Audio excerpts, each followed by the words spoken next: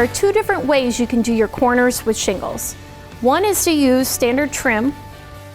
The second option is to do what is known as the woven corner.